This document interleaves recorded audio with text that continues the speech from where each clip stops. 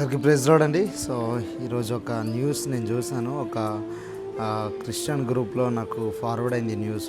ఏంటి ఆ న్యూస్ అంటే, వెస్ట్ బెంగాల్లో ఒక తల్లి తను కొన్ని సంవత్సరాలుగా కూడబెట్టుకున్న డబ్బు 2,50,000 తనకు పిల్లలున్నా తనకు కుటుంబం ఉన్న ఆమె 2,50,000 దేవుని మందిరానికి కొరకు ఒక పాస్టర్ గారికి ఆమె ఆ యొక్క అమౌంట్ను ఇచ్చింది. నాకు ఆ పోస్ట్ చూడగానే అసలు చాలా నేను సంతోషించాను, దేవుని నేను స్తుతించానండి. ఇట్లాంటి తల్లులు ఉన్నంత కాలము దేవుని పరిచర్య ఎన్నడూ ఆగదు.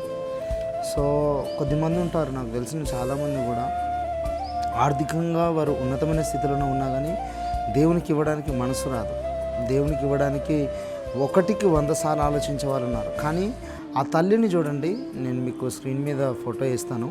ఆ తల్లిని చూడండి. ఆ తల్లి తను సంవత్సరాలుగా కూడబెట్టిన పింఛన్ డబ్బులు, మరి 4,000 ఇస్తా, 3,000 ఇస్తా, 5,000 ఇస్తా మనకు తెలియదు. ఇలాంటి తల్లులు ఉన్నంతకాలం దేవుని పరిచర్య ఎంత మాత్రం ఆగదు. సో ఆ తల్లిని బట్టి దేవునికి మహిమ. తన బిడ్డలకు ఇవ్వలేదు, తన కుటుంబ సభ్యులకు ఇవ్వలేదు, తన బంధువులకు ఇవ్వలేదు, అప్పుగా ఇవ్వలేదు. కొంతమంది ఉన్నా కానీ దేవునికి ఇవ్వలేని స్థితిలో ఉంటారు, ఇవ్వరు, మనసు రాదు. కానీ ఏంటంటే ఆ తల్లిని చూడండి, ఆమెకు ఏమీ లేదు అసలు.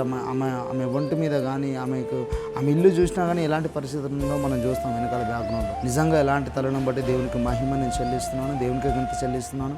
నిజంగా ఆమె దేవుని మందిరానికి సహకరించింది కాబట్టి దేవుడు ఆమె కుటుంబాన్ని ఉన్నతంగా దీవించి విస్తరింపజేయను గాక. Praise lord.